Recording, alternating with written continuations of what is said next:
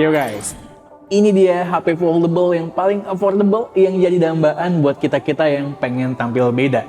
Approach dari development Galaxy Z Flip 4 ini mirip kayak Galaxy Z Fold 4, yaitu fine tuning minor demi experience yang maksimal. Walaupun fine tuningnya minor, setelah menggunakan Flip 4, gue nggak heran kalau Flip 4 ini bakal meneruskan kesuksesan Flip 3 sebagai HP foldable yang paling populer, terlaris, dan mainstream. Ya tentu karena fine tuning yang dilakukan oleh Samsung itu tepat sasaran.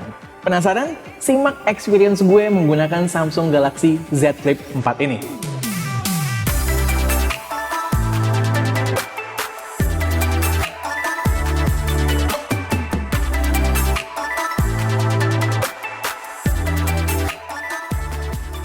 Oke, gue mau mulai dari perubahan yang paling bisa gue lihat atau rasakan ketimbang generasi sebelumnya.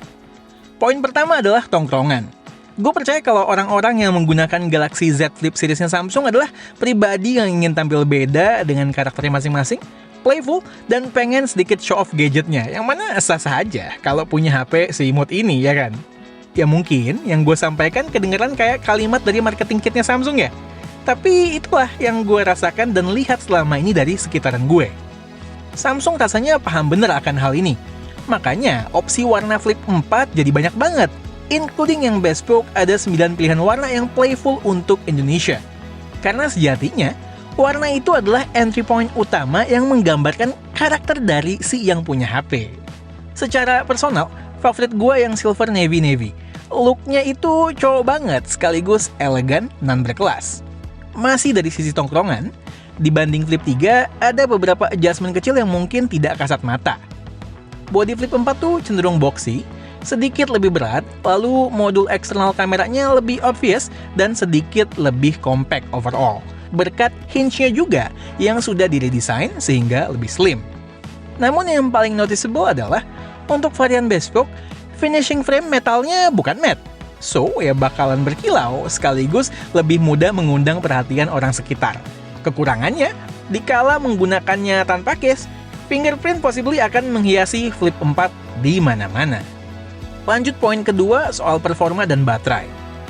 Gue nggak pakai Flip 4 buat gaming karena kegunaan utamanya bukan itu menurut gue. Jadi soal kenaikan performa karena SoC yang lebih powerful mungkin nggak begitu menjadi concern gue. Justru yang bikin gue lebih excited adalah dampak positif dari Snapdragon 8 Plus Gen 1 yang menjadikan body Flip 4 lebih adem untuk penggunaan sehari-hari gue, including foto-foto sebentar. Dan durabilitas baterainya yang menjadi lebih baik. Di Flip 3, dulu info dia bisa dapat SOT cuman sekitar 4 jam. Nah sekarang pas gue coba, di Flip 4 ini bisa SOT-nya 5 sampai dengan 6 jam. Mantap! Artinya, dalam kegiatan gue sehari yang standar, termasuk jarang gue harus ngecas lebih dari sekali. Kecuali makainya super intensif. Walau ya emang belum sewah HP mainstream ketahanan baterainya, gue sangat terbantu dan merasa cukup happy. Di sisi lain, tentu kenaikan kapasitas baterai sebesar 400 mAh dan teknologi adaptive refresh rate yang sekarang bisa serendah 1 Hz pada layar Flip 4 juga punya andil. Masih berhubungan sama baterai, Flip 4 udah mendukung charger 25 watt dari yang tadinya 15 watt di Flip 3. Terbukti, walau kapasitas baterai naik, dari hasil tes gue justru waktu ngecas lebih cepat sekitar 20-30 menit ketimbang Flip 3 yang bisa makan waktu up to 100 menit. Tergantung sikon juga ya. Poin ketiga terkait kamera. Jangan berharap ada improvement yang berujung pada hasil kamera sekaliber S22 Ultra dan HP sekelasnya pada Flip 4. Kita coba berpikir realistis juga dengan form factor sekecil ini.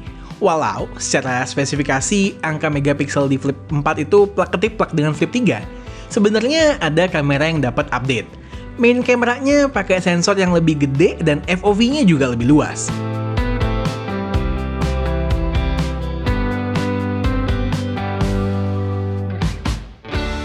Paling berasa efeknya di kondisi low light. Overall scene-nya lebih clear, bright, dan detail.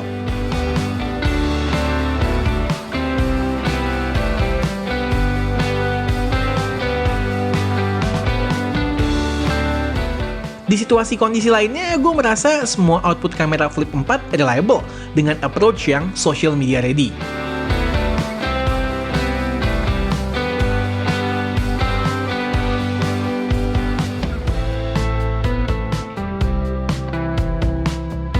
Ketiga kameranya bisa merekam up to resolusi 4K. Ada yang 60 fps, ada yang 30 fps. Detail maupun dynamic range-nya bagus dan stabil pula. Kecil-kecil, cabai rawit ini mah. Banyak HP belasan juta lain yang masih harus belajar dari Flip 4. Well, gue rasa itu adalah area yang upgrade atau refreshment-nya mutlak. Yang enggak mutlak, justru datang dari sisi software. Kenapa gue bilang gitu? Soalnya Samsung selalu generous dengan software update, apalagi untuk kelas flagship. Jadi gue nggak akan kaget kalau software features di Flip 4 yang akan gue bahas ini suatu saat ya bakal turun ke Flip 3 juga via software update. Flex Mode bisa kita paksain untuk semua apps dan bisa dipakai untuk jadi touchpad dadakan ala laptop mini gitu. Gue pribadi jarang banget menggunakannya karena nggak praktikal, tapi nice to know lah bahwa opsi ini ada. Sebaliknya untuk aplikasi yang memang sudah optimize, keren. Di cover display ada tambahan quick settings. Sayangnya gue masih belum bisa customize quick settings apa aja yang mau gue set berdasarkan kebutuhan personal.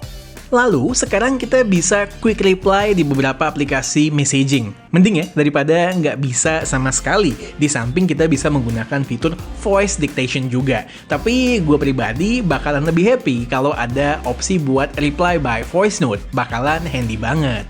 Selanjutnya, untuk nelpon seseorang, kita nggak lagi harus masuk ke main display dulu. Bisa dari cover screen aja. Cuman sayangnya kita baru dikasih opsi untuk nyetok 3 konteks aja. Mayan lah buat di saat-saat genting. Nggak sampai di situ, di kamera pun ada beberapa software trik yang baru, seperti mode video recording ala handycam, yang sukses buat gue bernostalgia dengan alat syuting jadul yang satu itu. Terus, walau cover screen tetap kita bisa gunakan untuk foto dan videoan dari kamera utama maupun ultrawide, di Flip 4 fungsinya lebih rich. Rasio yang digunakan bisa lebih fleksibel, tinggal double tap, dan modenya juga lebih lengkap, tinggal swipe kiri dan kanan saja. Gue kebayang nih, membuat konten dengan Flip 4 ini possibility-nya limitless dan bisa mandiri tanpa bantuan orang, soalnya bisa SWAT report. Udah ya, kurang lebih itu semua adalah perubahan yang bisa kita notice pada Flip 4. Rest of the phone bakalan tetap berasa familiar dengan Flip 3. Ada side-mounted fingerprint yang reliable, stereo speaker yang decent, rating IP68, dual SIM yang terdiri dari VSIC dan eSIM, jaringan 5G, kemudian punya resolusi dan refresh rate maksimal yang sama di layar utama. RAM-nya cuma ada satu varian yaitu 8GB, dan so far cukup banget buat kebutuhan multitasking gue. Kalau masih ada yang harus diperbaiki, menurut gue, crease-nya tolong dibuat menjadi lebih samar. Samsung pasti bisa lah. Soal durabilitas, gue nggak perlu panjang lebar. Warranty dari Samsung Indonesia sudah komprehensif. Unless kalian punya anak kecil yang suka nyakar dan bantingin HP, atau kalian tipe orang yang super careless, nggak ada alasan untuk ragu. Masih ada satu hal lagi. Kalau dari tadi kita bahas hal yang default dari Flip 4, sekarang kita sedikit bahas soal third-party customization yang unik dan seru minimal buat lucu-lucuan.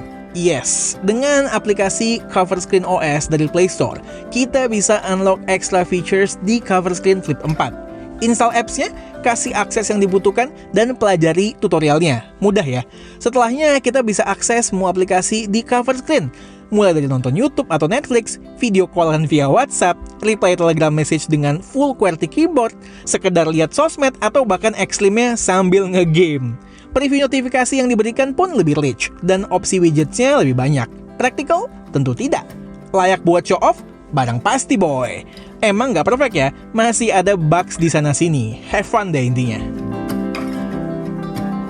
Terlepas foldable phone ini bukan barang baru lagi, tapi sampai sekarang nyatanya masih banyak orang yang amazed dengan foldable phone. Nah, seri Flip-nya dari Samsung ini selalu jadi entry point yang sweet spot banget bagi banyak orang. Kenapa? Karena size-nya yang compact, harganya yang terjangkau dibandingkan HP foldable lain, kemudian mudah didapatkan, dan yang gak kalah penting adalah kita bisa merasa nostalgic dan juga futuristic di waktu yang bersamaan, serta feature set yang diberikan itu sangat playful. hal yang gue sampaikan ini benar adanya untuk Galaxy Z Flip 3, dan menurut gue Samsung Galaxy Z Flip 4 sukses mempertahankannya dengan improvement yang memang expected tapi tepat sasaran, terutama mengatasi isu terkait baterai. Perlu upgrade nggak? Kalau misalnya kalian merasa improvement secara hardware yang gue sebutkan tadi berpengaruh dan penting buat kalian, ya monggo, nggak ada salahnya. Ya overall, gue suka banget sama Samsung Galaxy Z Flip 4 ini yang super playful. Oke, sekian aja video dari gue kali ini. Gue Satish, and this is K2G. Tunggu racun-racun kami yang berikutnya. Bye guys!